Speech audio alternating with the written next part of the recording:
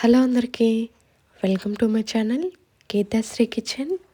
ఈరోజు ఈ వీడియోలో నేను మీకు ఎప్పట్లాగా కాకుండా కొంచెం స్పెషల్గా చికెన్ కర్రీ చేసి చూపించబోతున్నానండి.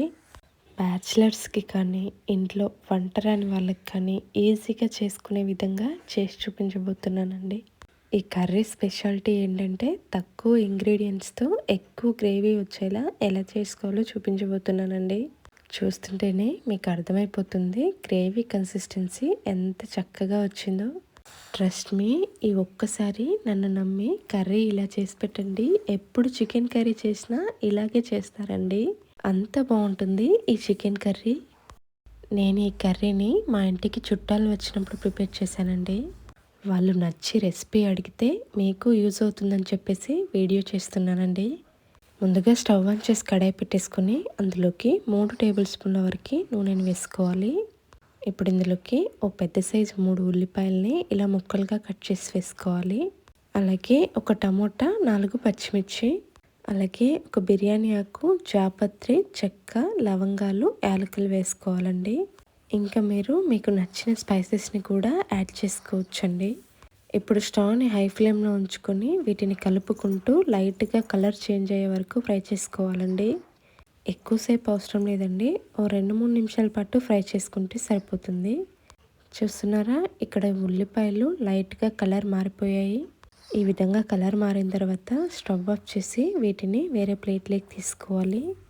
ఇప్పుడు ఇదే నూనెలోకి 1 టీ స్పూన్ వరకు అల్లం వెల్లుల్లి పేస్ట్ వేసుకోవాలండి. ఈ అల్లం వెల్లుల్లి పేస్ట్ని ఫ్రెష్గా దంచి వేసుకున్నామంటే చికెన్ కర్రీ టేస్ట్ చాలా బాగుంటుందండి. ఈ అల్లం వెల్లుల్లి పేస్ట్ని ఈ విధంగా పచ్చివాసన పోయే వరకు బాగా ఫ్రై చేసుకోవాలి. ఇక్కడ నేను 750 గ్రాముల చికెన్ని ముందుగానే శుభ్రం చేసి పక్కన పెట్టేసుకున్నానండి. అల్లం వెల్లుల్లి పేస్ట్ ఫ్రై చేసుకున్న తర్వాత ఈ చికెన్ని ఇందులో వేసుకోవాలండి. ఇప్పుడు ఈ చికెన్కి సరిపడా రాక్ సాల్ట్, అలాగే 1/2 టీ స్పూన్ వరకు పసుపు వేసుకోవాలండి. ఇక్కడ నేను 750 గ్రాముల చికెన్కి 2 టీ స్పూన్ల వరకు రాక్ సాల్ట్ వేసుకున్నానండి. ఇప్పుడు మొత్తం అంతా కూడా కలిసే విధంగా బాగా కలుపుకోవాలి. గ్రేవీ కర్రీలోకి ఎప్పుడు చేసినా సరే రాక్ సాల్ట్ వేసి చేసామంటే టేస్ట్ చాలా బాగుంటుందండి. మొత్తం అంతా కూడా ఈ విధంగా కలుపుకున్న తర్వాత ఇప్పుడు దీనిపైన మూత పెట్టేసి ఓ 5 నిమిషాల పాటు అలాగే వదిలేసి తీసేయాలి. ఇక్కడ నేను 5 నిమిషాల తర్వాత మూత తీసి చూపిస్తున్నానండి. మనకి చికెన్లోని వాటర్ మొత్తం ఈ విధంగా రిలీజ్ అవుతుంది. ఇప్పుడు అంతా ఒకసారి కలుపుకొని అలాగే స్టవ్ని మీడియం ఫ్లేమ్లో ఉంచుకొని కుక్ చేసుకోవాలండి. ఇందులోని వాటర్ మొత్తం లైట్గా ఎగిరిపోయి కాస్త దగ్గర పడిపోతుందండి. ఇక్కడ నేను మూత తీసిన 7 నిమిషాల తర్వాత తీసి చూపిస్తున్నాను. ఈ విధంగా ఒక చికెన్ ముక్కను తీసుకొని ఏదైనా స్పూన్తో 2 ముక్కలుగా బ్రేక్ చేసుకోవాలి. ఈ చికెన్ ముక్క మనకి ఈజీగా బ్రేక్ అయింది అనుకుంటే చికెన్ ఉడికిపోయిందండి. ఒకవేళ కొంచెం హార్డ్గా ఉంది అంటే ఇంకొద్దిసేపు కలుపుకుంటూ ఉడికించుకోవాలి. ఇక్కడ నాకు మ్యాక్సిమం 70 to 80% ఉడికిపోయిందండి. ఇప్పుడు ఇందులోకి 2 టీ స్పూన్ల కారం, 1 టీ స్పూన్ వరకు ధనియా పౌడర్ వేసుకోవాలి. అలాగే ఓ 1/2 టీ స్పూన్ గరం మసాలా, అలాగే 1 టీ స్పూన్ వరకు చికెన్ మసాలా వేసుకోవాలి. ఇక్కడ నేను చివర్లో మా ఇంట్లో నేను ఓన్గా ప్రిపేర్ చేసుకున్న మిరియాలు అలాగే ధనియాల పొడి వేసుకున్నానండి. మీకు ఎవరికైనా ఆ పొడి ప్రిపరేషన్ వీడియో కావాలి అనుకుంటే కామెంట్ చేయండి. ఇప్పుడు మొత్తం అంతా కూడా కలిసే విధంగా బాగా కలుపుకోవాలి. చికెన్ కర్రీ ఏముంది, రోజు చేసేదే కదా అనుకోకుండా ఒకసారి ఇలా ట్రై చేశారంటే రోజుటి కంటే ఒక ముద్ద ఎక్స్ట్రా తినేస్తారండి, అంత బాగుంటుంది. 2 నిమిషాలు బాగా కలుపుకుంటూ ఉడికించుకోవాలి. ఇప్పుడు మనం ముందుగా ఫ్రై చేసి మిక్సీ పట్టుకున్న ఉల్లిపాయ టమాటా పేస్ట్ని ఇందులో వేసుకోవాలండి.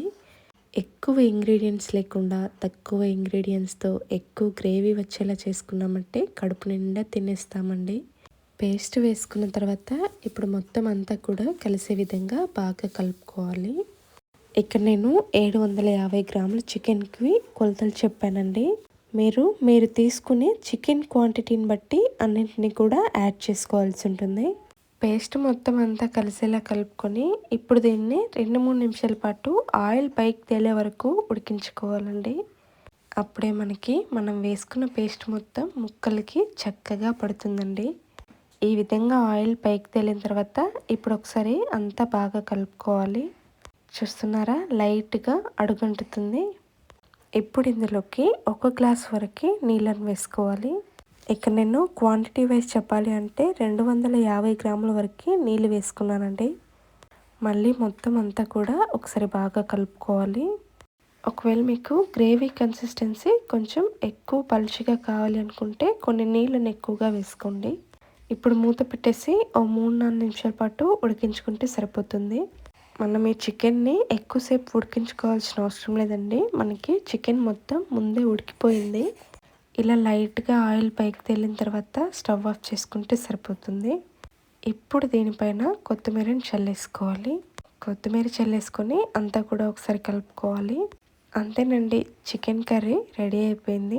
వీడియో నచ్చితే ఒక లైక్ చేసి మీ ఫ్రెండ్స్ అండ్ ఫ్యామిలీస్కి ఈ వీడియోని షేర్ చేయండి.